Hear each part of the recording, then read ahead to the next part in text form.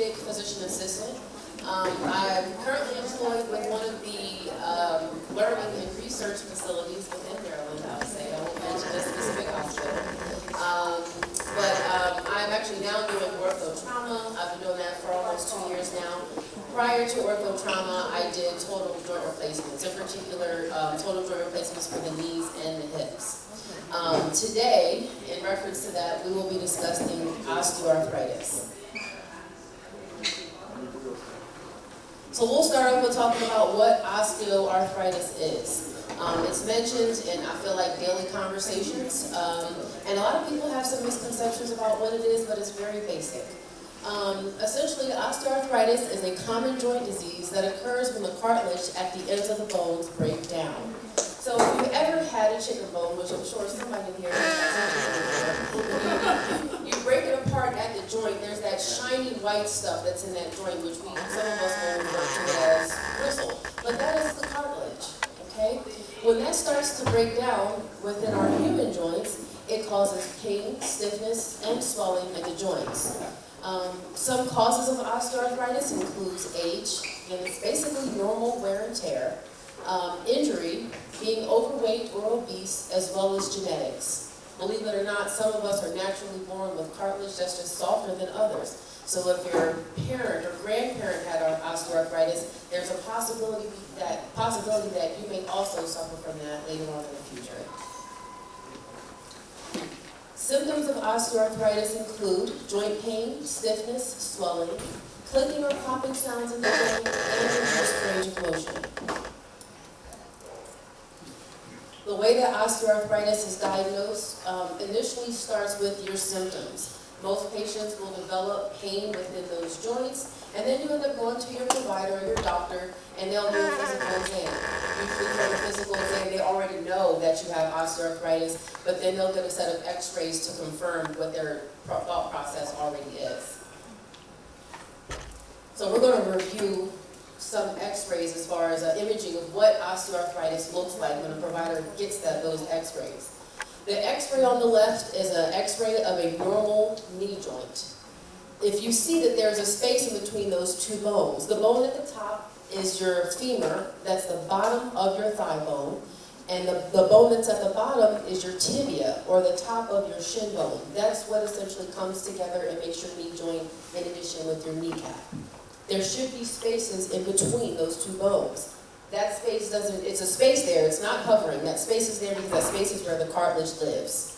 When the cartilage starts breaking down or when it's completely gone, it shows like the x-ray that's on the left where the joint space is completely closed. This is an x-ray of a hip. So I'm in particular starting off, like I said, with knees and hips. Those are the most common. I will also show you an x-ray of what shoulder arthritis looks like.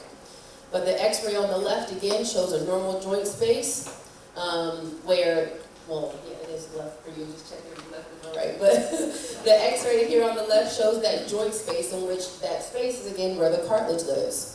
As the arthritis develops and that cartilage starts to wear down, when the cartilage is completely gone, that space closes up. And what you're seeing with the x-ray that's on the right, that joint space is now gone. That's what would be considered severe osteoarthritis. Again, here is an x-ray of a shoulder joint. The x-ray on the left shows that space in between the humerus or your arm bone here, as well as your shoulder blade. Those are the two main bones that actually make up your shoulder joint. We call that the glenoid. That space, again, in between those two bones should be there where the cartilage lives. When that cartilage is gone, they touch, hence osteoarthritis. So, a lot of times people are asking me about joint replacements. A joint replacement should be the very last resort. Unless you have some sort of health risk that will in the future make it much harder for you or disqualify you from being a good candidate for being a joint replacement, again, it should be the last resort. There are other things that you can do from a non-surgical standpoint first before considering surgery. Initially, when I'm consulting with my patients, the first thing I do is I'll check out their shoes. Usually they have on something really cute, but there is little to no cushion. So the first thing that you want to do is potentially exchange your shoes out for an athletic style or cushion shoe. The more cushion you have, the more sole that you have on your shoe, the more support those joints will have. Your joints, the cartilage as well as your, even we'll say meniscus and knee, I'm sure you all have kind of heard of that term, which is another piece of cartilage that's in the knee joint, serve as your shock absorbers. So when your cartilage starts to wear down, those shock absorbers get destroyed. You need something else that will absorb that shock for you. Athletic style sneakers or thick-soled shoes would be the number one thing. Secondly would be weight loss. Every additional pound that you carry on your body is 4 times that when you take a step. So if you're just walking, we're not even talking about any high-impact activities, with just walking, if you carry an extra 40 pounds, okay, you have to remember how much that is, again, 4 times on your joint. The next thing I recommend is physical therapy. Physical therapy can help strengthen the muscles around that joint, which helps take some of the pressure off of the joints. Nextly will be water-based activity, which can be combined with the physical therapy. Some patients will go to their doctors and get an order for aquatic therapy, but it's something if you have access to a pool that you can do on your own. Literally walking in waist-deep water will help strengthen your muscles, helps you burn more calories than running. In addition to that, the buoyancy of the water makes you practically weightless, hence taking the pressure off of your joints. The next thing would be mechanical support devices. There are some, I've had some patients come to me and say, I'm not carrying a cane because I just don't like the way it looks with my outfit. I don't know, I've heard a lot of different things, okay? If you're not going to carry a cane or consider using a walker or rollator, if you're at risk and your knees are giving way, if you're suffering falls, you can't let your pride get in the way. Worst case scenario, or I'll say best case scenario per se, if you don't want to use a cane, trekking poles. Trekking poles are kind of like ski poles, but I don't know if you ever seen anybody walking with them on dry land. They are fancy canes, okay? They look sporty, but they are fancy canes, I promise you. So again, trekking poles, you can get a pair of them off of Amazon for less than $20. I don't support them, but I'm just saying, okay? We do what we have to do. All right, the other option would be oral medications. So anything that I am advising to you with regards to treatment for osteoarthritis, please consult with your doctor first and foremost.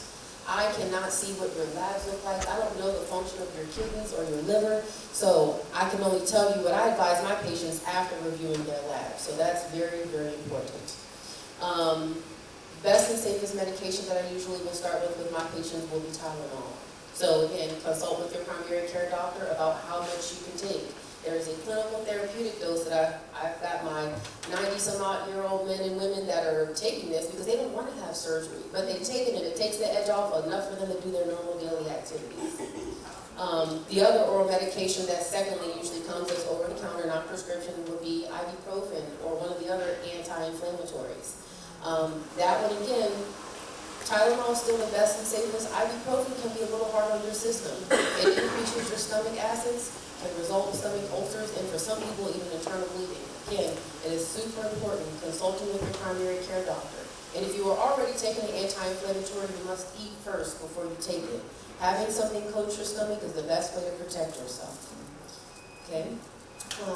Another option would be joint injections. A lot of providers offer steroid injections in the knee joint as well as gel injections.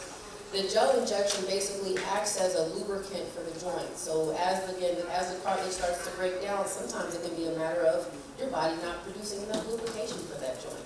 And people getting gel injections can, in a sense, prolong the development of the breakdown of their cartilage. The steroid injections just decreases the inflammation, hence taking away that pain, but it's usually temporary. The last thing that I would recommend, usually in combination with Tylenol for my patients, is a topical anti-inflammatory. Topical is one that you rub on your skin. The one that I generally recommend to my patients is diclofenac or Voltaren. I'm sure some of you may have even heard of that as well. Everybody's selling it these days. It's hard to get it as a prescription since it's now available over the counter. But you can rub it on your joints 3 to 4 times a day as long as you're not allergic to anything that's in it. Generally, there's no problem. There's very little systemic absorption, so you don't have to worry as much about your kidneys and your liver as opposed to taking ibuprofen or one of the other non-steroidal anti-inflammatories. So now we're going to talk about those joint replacements. So joint replacements are usually outpatient procedures. What that means is when you go into the hospital day of surgery, you also get discharged day of surgery.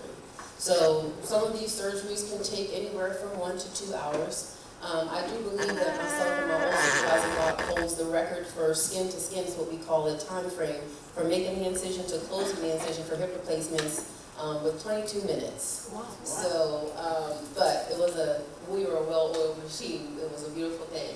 The patient did amazing. I actually heard from that patient not long ago.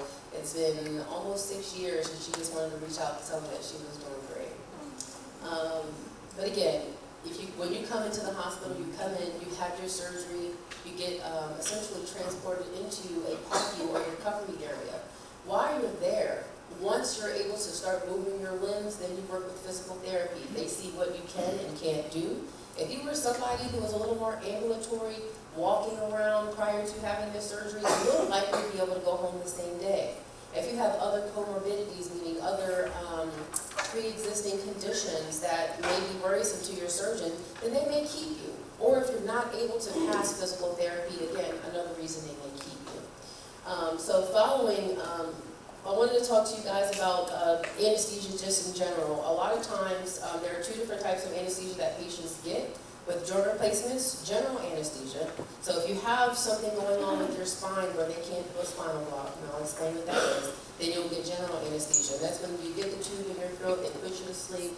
The fact of the matter is that when you wake up from that general anesthesia, you also lose your pain management at that time. So when they wake you up, it reverses that. So it makes it difficult if a patient is going from being completely asleep to being fully awake, now aware of all their pain and everything that they're feeling.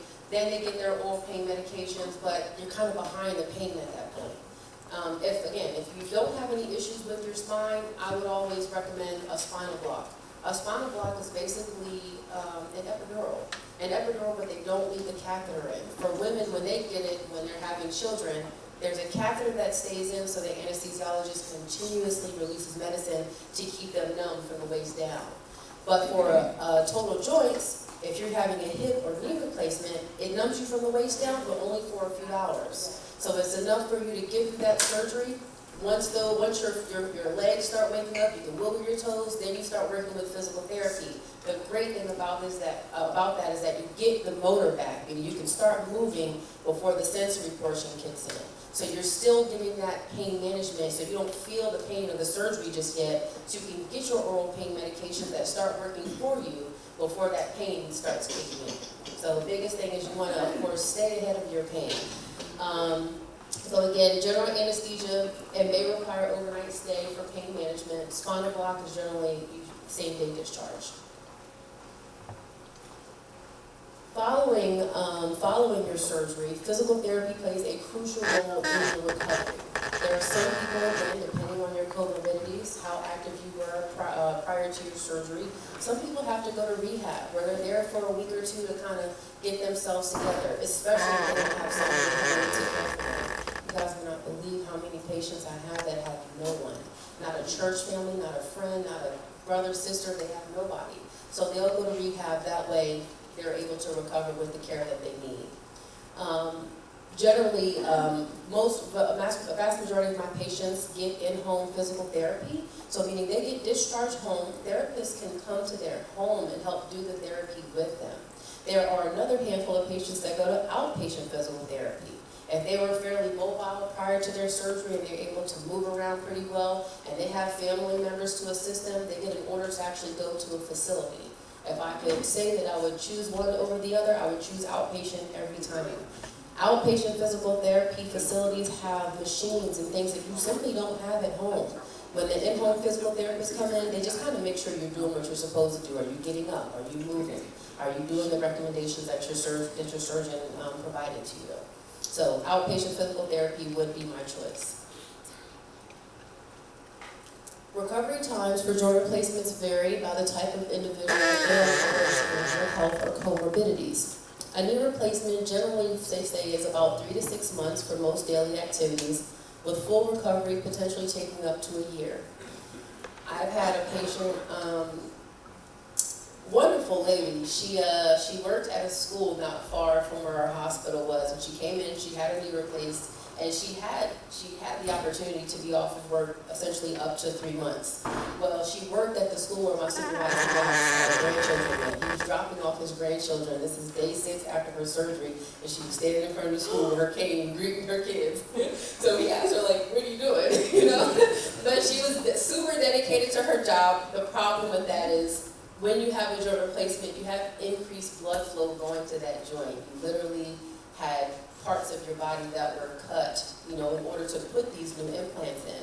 And she called the next day, you know, expressing that she had a significant amount of pain and swelling. So the biggest thing would be, please, when you get the opportunity to take some time off, I know you all spend a lot of time taking care of other people. This is your time to let people take care of you. Take your time, do your recovery, elevate your legs, do the walking. That's it. That's all you need to do, okay? For a hip replacement, generally here it says it can take up to 2 to 3 months and a full recovery around 6 months. I find that for my knee and hip replacements, again, if you were active prior to your surgery, most of my patients are able to transition from their walker to a cane after 2 weeks.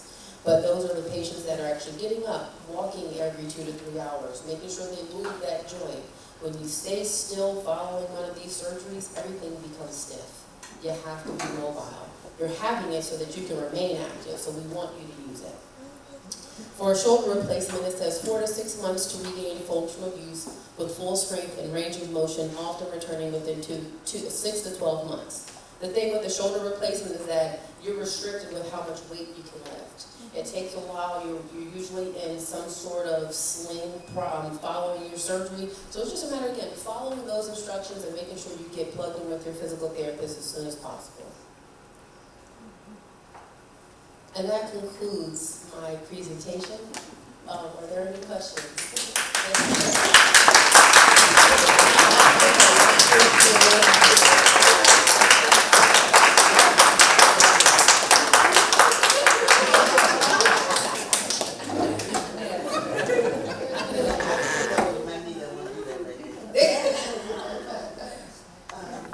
Before I ask my question, I was making an observation when you were speaking, and I couldn't help but think about our message this morning.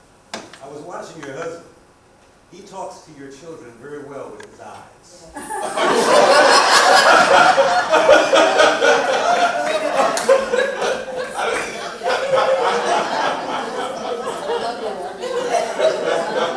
don't know if anybody saw that.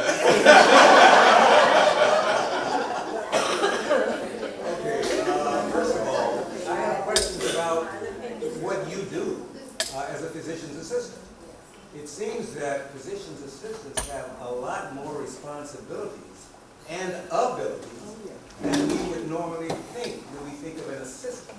Can you kind of help us out with what you actually do? I will say each physician assistant is different, depending on what role they're in. When I was doing total joints, it was just myself and my supervising doc, and then we had a team of 2 nurse practitioners that helped us with help taking care of our patients in the recovery process.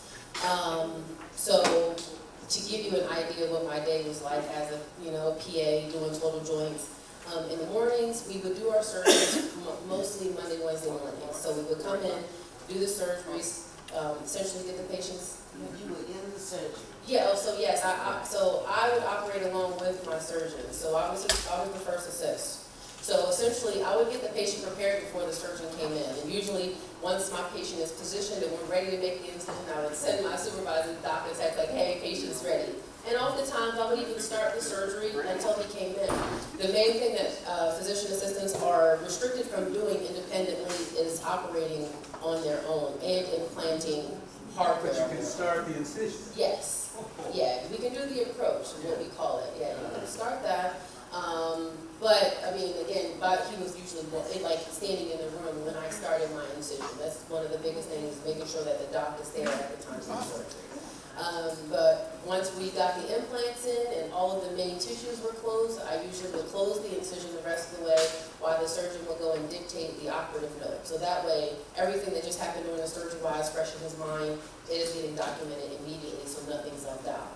After we finish closing, after I finish closing the incision, we take all of our drapes down. I'd help roll the patient into the PACU, give the nurse instructions about what orders I'm going to put in. Then I would submit the post-op orders. And then after that, once we were done with all our surgeries, I would go upstairs to our office and see all of our post-op patients, the patients that we had previously operated on. So what my supervising doc and I would do is split the schedule. So as patients come in, whichever one of us was available, we would just hit each patient, basically like that. If he was in seeing another patient, the next patient comes in, that one's mine. So, but yeah, that's what I did doing total joints. Now that I'm doing Ortho-Trauma, I work at a level 2 trauma center, and so I'm getting a lot of stuff there. So anywhere from people with osteoporosis who just suffered a fracture. So I went from doing elective surgeries to now doing surgeries that are more emergent, ones that are not necessarily optional. Gunshot victims, car accidents, a little bit of everything. So a lot of people get flown into us and we handle those procedures. And I see a lot of those patients in our outpatient clinic. But that's what I'm doing now. All right. Yes, sir. Yeah, I understand. I've been doing a lot of reading, but I don't know whether or not, what's real and what's not. Okay. I understand that you can grow new cartilage. Is that correct? So, I did see an article that is stating that there's some sort of medicine overseas that has been developed that is supposed to allow people to grow cartilage. I will tell you, as of right now, there's nothing here in the United States and nothing that for sure we are aware of that does that. That was the speculation with the gel injections initially, I guess because patients were doing so well, but images show that there is no improvement in the cartilage that's remaining. It may help maintain what you already have, but not regrowing. They even tried doing cartilage implants, which also failed. Is the gel like makoplasty? No, so the makoplasty is more so, that's cement. If it's a type of, that's a type of bone cement, I do believe. A lot of times they use that. The plasties are the ones that they use in the spine for spine fractures. So, but if the makoplasty, I think, makoplasty, I'm trying to think, you're talking about the robot. I think Yes, the Mako I think is it the was a robot. robot. Okay, so robots have been coming in. I know that there are some hospitals that are using those a little bit more often nowadays. I will say I don't know that patients had a better outcome with the robot versus the actual person. I'm sorry, I heard the plasty thing. So the Mako, because we usually just say Mako, Makoplasty is the robotic machine that they use to do joint replacements. Yes, yes ma'am, yes ma'am. How can you help the osteoarthritis from getting worse? So once your cartilage starts breaking down, usually it's just a matter of making sure your body is conditioned. Less weight on that joint, and also I know I was naturally born with hips that are completely round. I have something called femoral acetabular impingement. So I'm already preconditioned to develop osteoarthritis in my hips. Okay? So there are certain things I modify my activities. So I don't do deep squats. I learned that I had it. I'm already in orthopedics, but I was doing deep squats with CrossFit and started developing hip pain. So I just went into my x-ray tech, like, please get my x-ray. Something's going on, and sure enough, that's when I discovered it. But it's a matter of just modifying your activities. I mean, if something hurts, don't do it. That's generally what I advise my patients. If it hurts too bad, don't do it. You do everything that you can to avoid that pain, because that pain is giving you the signal that you're doing something wrong, perhaps. If you were doing exercises and your muscles were sore, that's a great thing. But it's the joint pain that we're focusing on. If your joint pain is one way right now, and it kind of stays like that, in addition to you doing these activities, and you're doing okay. But if it starts worsening, that means you need to do something else. Thanks. You're welcome. Yes, ma'am?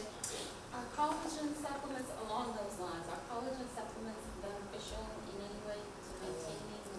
Research is not showing, the research that I've read is not necessarily showing anything. I know that some people will, there's a supplement, there's an over-the-counter supplement that people take that's supposed to help with increasing the fluid within your joint. It's I'm sorry? hormone Glucosamine, Glucosamine, and that's the MSM. one. Yes. So I know, I again, took it for years. I was gonna say, some patients say it helps them greatly, and some patients say they see nothing.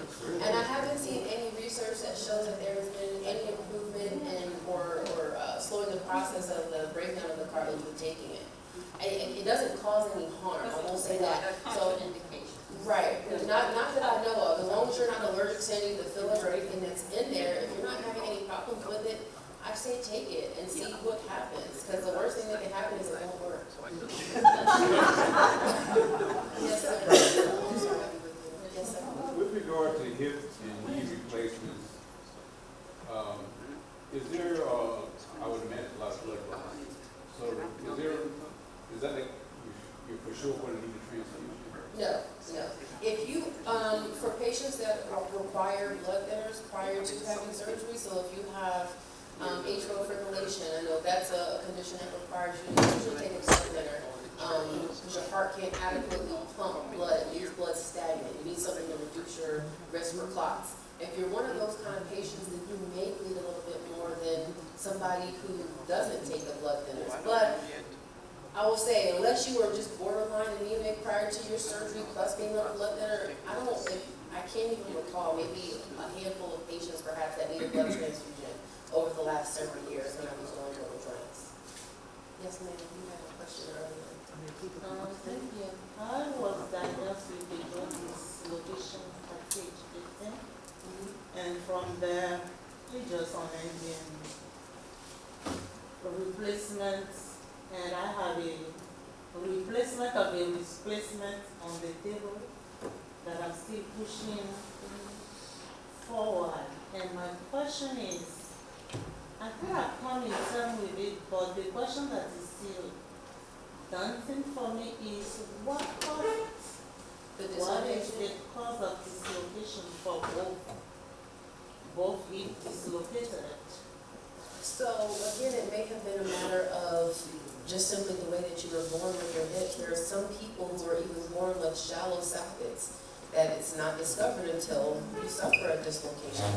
Are you telling me you had it replaced and then you had it revised? You had a revision surgery? Is that Both replaced, one is still on the table to do that. But okay? I'm kind of pushing it. Yes, ma'am. I'm not ready up here yet to go again on that tonight, but I know it will be inevitable.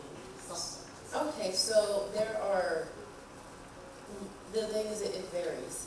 So if your joint replacement is causing it, like if it's loose, for example. So with, let me show you on this slide.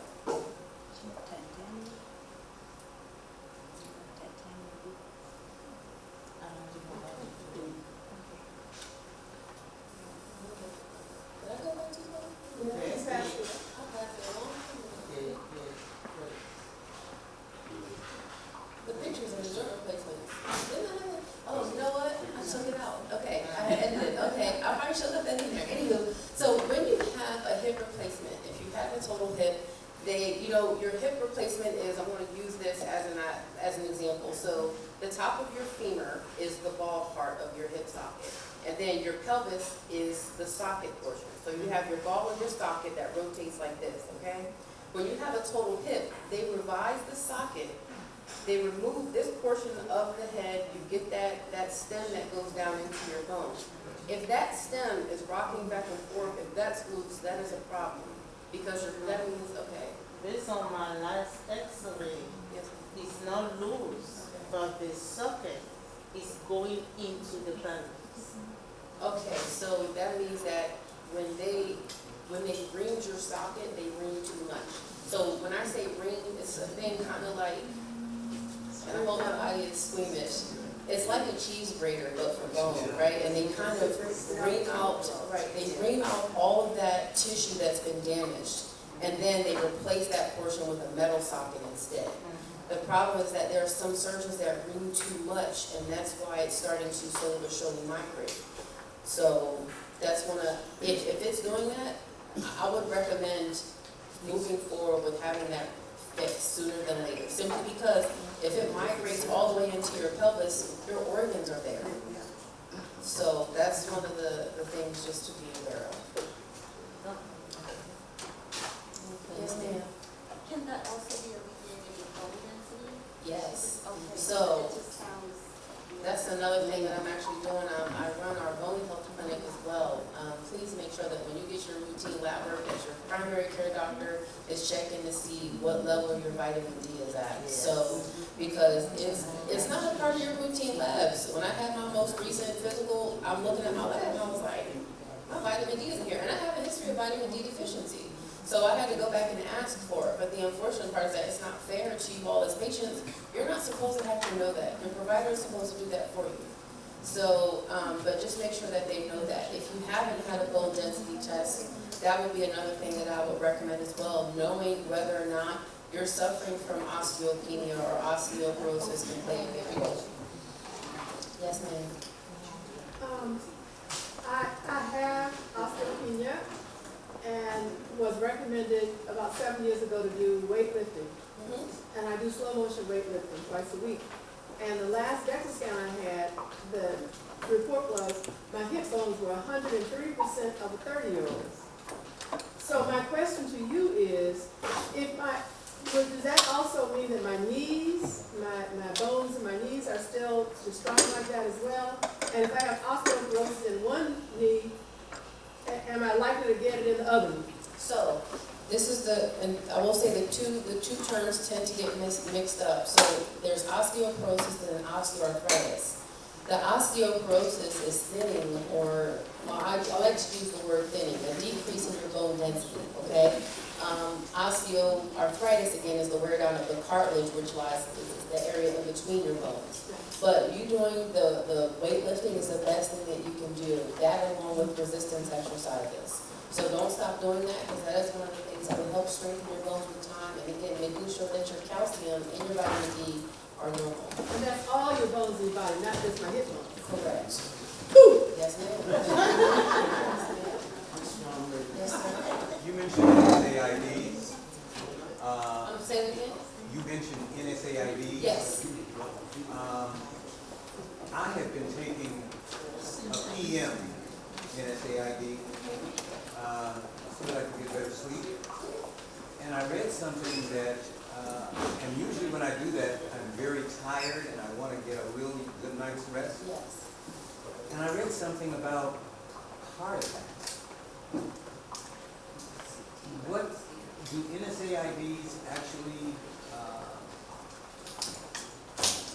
not cause, but as a result of taking NSAIDs, are heart attacks more likely?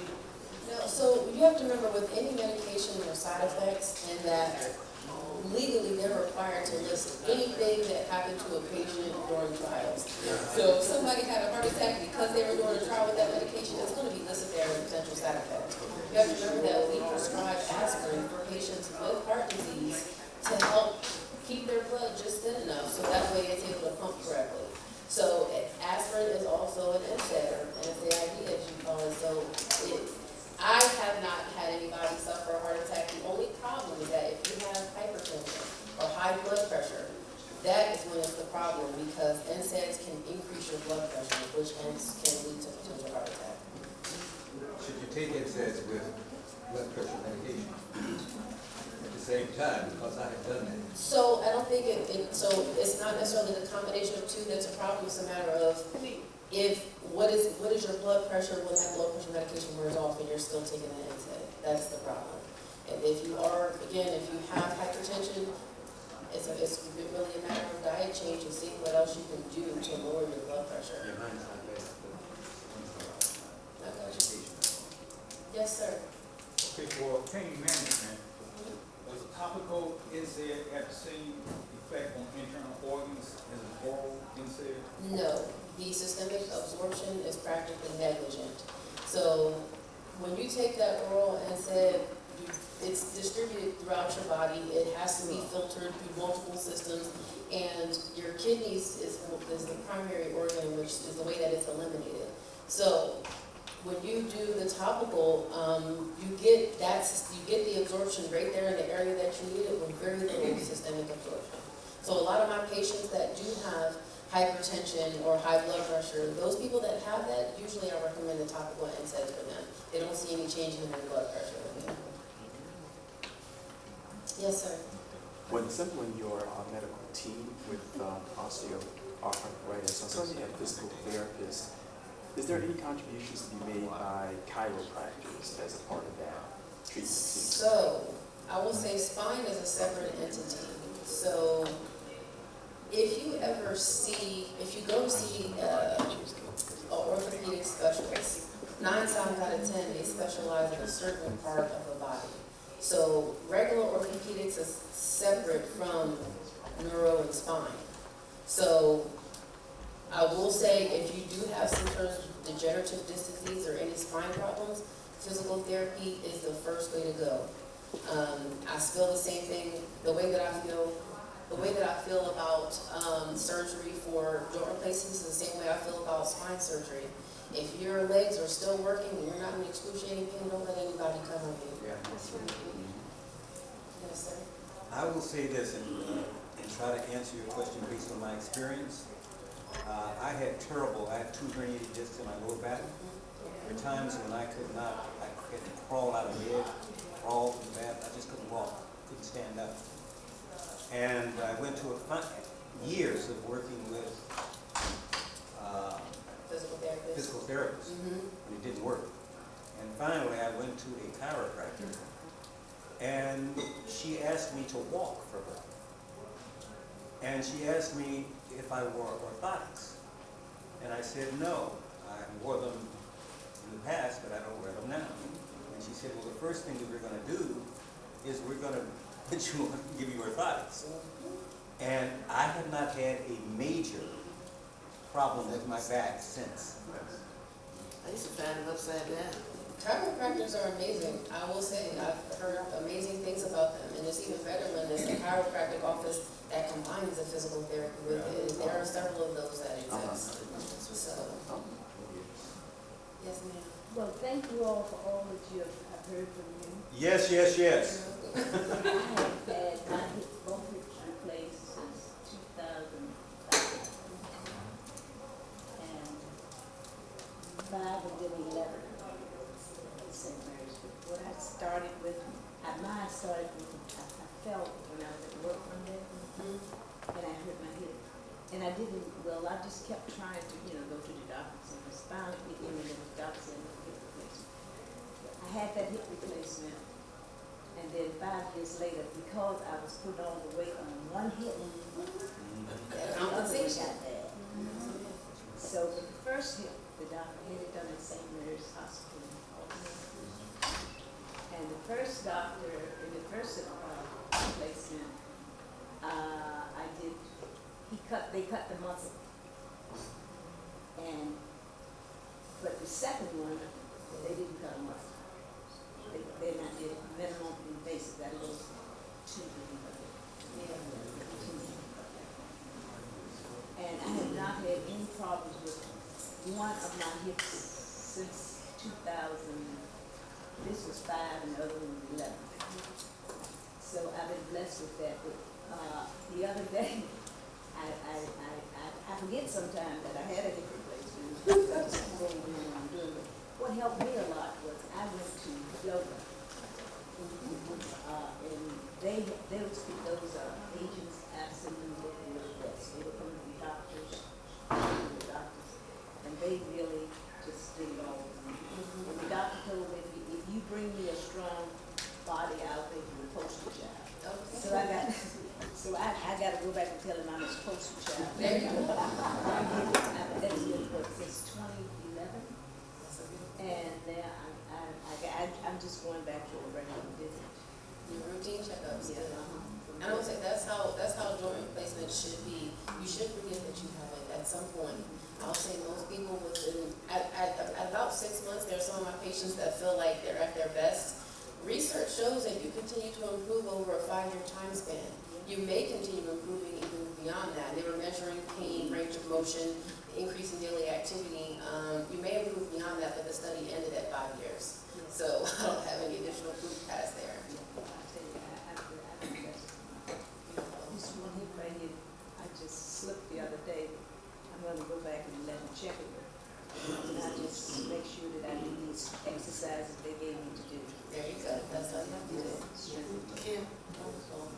sir. Do you recommend CPD as a topical pain? I recommend anything that doesn't Good cause me words. harm. If you're not allergic to it, I say it's worth giving a try. Again, there are some things I've heard, force liniment, some other stuff that people use. I don't even know what that is. But I feel Tiger Balm. I've heard a lot of different things. You have to remember here we practice a different type of medicine, but then there's other medicine that involves everything else except medications. So yes, ma'am. What information can you give us about laser therapy? Laser therapy. Laser therapy? I actually don't have any information on laser therapy. I'm sorry. I don't have any experience with that. Okay. Laser therapy. Yes, laser therapy for joints. There always, again, there's like, some people are doing PRP injections for the joint. There are so many different, of new and upcoming things. I mean, like I said, if it's not causing any harm, if research is showing that it's great, then I'm an advocate for trying something new if it's gonna give me some improvement and not cause me any harm, so. Any other questions?